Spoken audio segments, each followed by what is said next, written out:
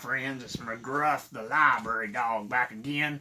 And we got our friend Mr. Stokely with another really funny story for you today. Hope you like it. I know that I did when I first heard it. All right, Mr. Stokely, you think you're ready? Hey, McGruff, sure am. Love you, big guy.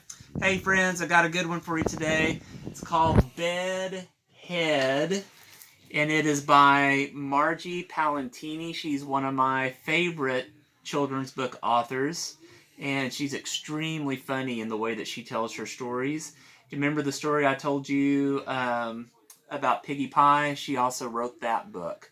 So here we go, Bedhead. I want to ask you a question. How many of you have had bedhead over the last several weeks? How many of you are still waiting on a haircut? Man, I tell you, it sure felt good when I got mine. This little guy, he's got it bad, and you'll see what I mean. Here we go. Bedhead by Marge Palatini. Here he is looking in his mirror.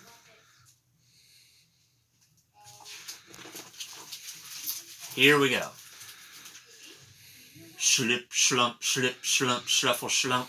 Slump, bleary-eyed Oliver, out of bed, down the hall, and into the bathroom. He yawned. He yanked. Ow! He splashed some water, swished some mouthwash, gave his front teeth a passable brushing, and then, in a gunkless corner of the silver soap dish, in the fogless smidgen of his father's foggy shaving mirror, right there on the hot water faucet, for heaven's sake, he saw it. It was big. It was bad. It was Bedhead!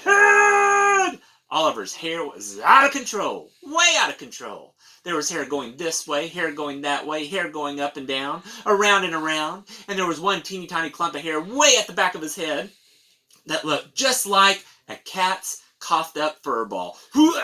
Ah! Said Oliver.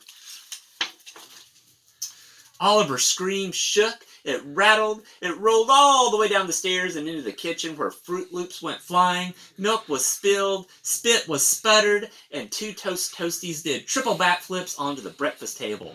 "Oliver!" shouted his mom, Dad, and Emily as they ran up the stairs and headed for the bathroom door. Mom leaned close to the door. Closer. Even closer. That's right, even closer. "Oliver, is everything all right, honey dear?" she whispered in her calmest calm mom voice. "Come on now, dear, open up the door and let us in." No sound from Oliver, not a whimper, not a peep. "Please," said Mom, "pretty please, pretty please." The doorknob slowly turned. Mom smiled at Dad. She gave a wink to Emily. "There you go," she said, taking a step inside the bathroom. "Nothing can be that bad." Wrong, it was that bad. "Yes, sir, no doubt about it," said Dad, looking at the hairy situation from Sink's side. "Oliver, my boy, you're having one bad hair day." "Major," said Mom. "Total," said Emily. "Maybe if we just push it this way," Mom said, giving it a try. Boing, boing, boing. "Been there, done that," said Oliver. "Maybe if we just pull it that way," said Dad.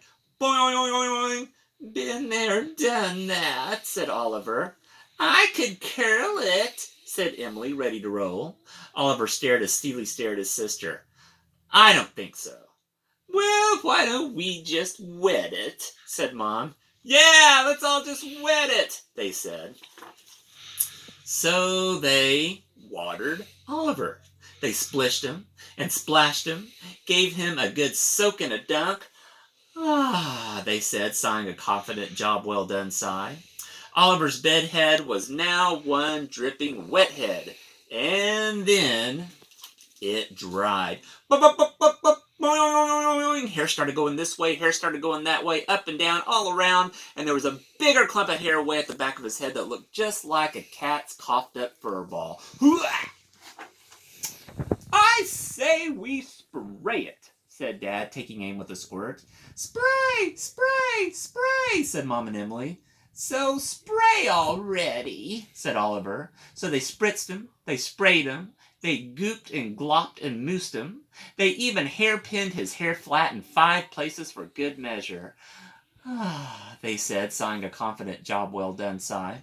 Oliver's bedhead was now one slick gelhead. And then pins went flying. Hair started going this way, hair started going that way, then up, then down, then around and around, and now there was even a bigger clump of hair way at the back of his head that looked like a cat's coughed up for a ball. Oliver thought, maybe if I just sorta, kinda, brushed it a bit. No, the three shouted, seeing the boy with bristles poised. Whatever you do, don't brush it, they said. Too late. Oh yeah, the brush got stuck. Not stuck in the hair going this way or that. Not stuck in the hair going up or down. Not even stuck in the hair going around and around, but stuck, yes, stuck, very, very stuck in the clump way at the back of his head that looked just like a cat's coughed up fur ball. Mom gave it a yank. Yow! Dad gave it a pull. Ouch! And Emily gave it one long, good tug. Yikes! Well, said Mom, without a bit of doubt, that brush is stuck all right. Definitely stuck, said Dad. It's a done deal, said Emily. Then, when they were just about to give up hope, Oliver saw the answer right there on the wall. That's it, he pointed. The hat! Go get the hat! So without even one more thought of a spritz, spray, or dunk, they all helped Oliver squish, smoosh, and cram every bit of bedhead, stuck brush and all, into his faithful, old, battered, but true blue baseball cap. Well, almost. Good enough. And with a kiss and a wave, Oliver headed off to school. And everything was fine. Everything was dandy. And then Mary Margaret, who sat in the third row, 4 seats down, 1 desk across from Oliver and Miss Oppenheimer's class at Biddlemeyer Elementary, looked over at him and said, "You can't wear that hat." Oliver looked over to Mary Margaret. "Can too. You cannot." "And why not?" said Oliver, holding tightly onto his hat. Mary Margaret grinned. "Because it's picture day." Picture day, said Oliver. Picture day, sang out Miss Oppenheimer, standing in front of the class.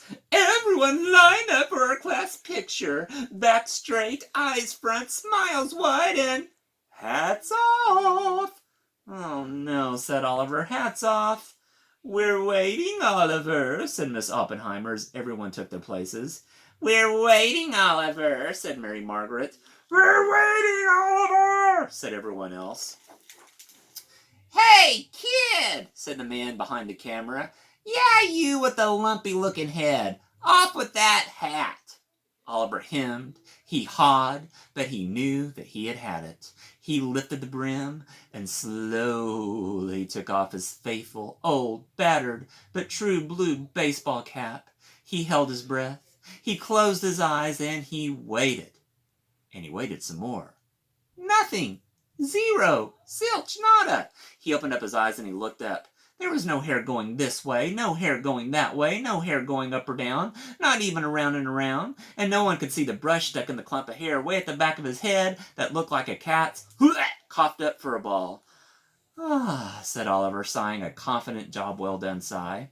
Ready, everyone, sang Miss So. Big smiles and say cheese on the count of 3. 1, she said. 2, she said. And then, hair started going this way, hair started going that way, hair started going up and down, around and around, and the brush that was stuck in the clump of hair way at the back of his head that looked just like a cat's coughed up fur ball, let loose and Mary Margaret on the head, and it boomeranged right into Miss Oppenheimer's nose. 3, said the boink Miss O, just as she and everyone else at Biddlemeyer Elementary took a look at Oliver and his bedhead. Aw, jeez! Click. Got it, said the photographer. And here's how the class pic turned out. Poor Oliver. And there you go. That is Bedhead by Margie Palatini. So hopefully you don't have curly hair like that. And if you do, I hope that you can go get a haircut real soon. Well, hey, once again, I love you all very, very much. I hope you guys are having a great time at home. Don't forget to read your books. I know for sure now that the Tulsa City County Library is close to opening up. And I want you guys to go get you some good books and exercise that beautiful brain of yours. And the best exercise you can give it, of course, is to read a book. Remember, friends, reading is succeeding, and I will be talking to you all very soon. Love you all. Bye.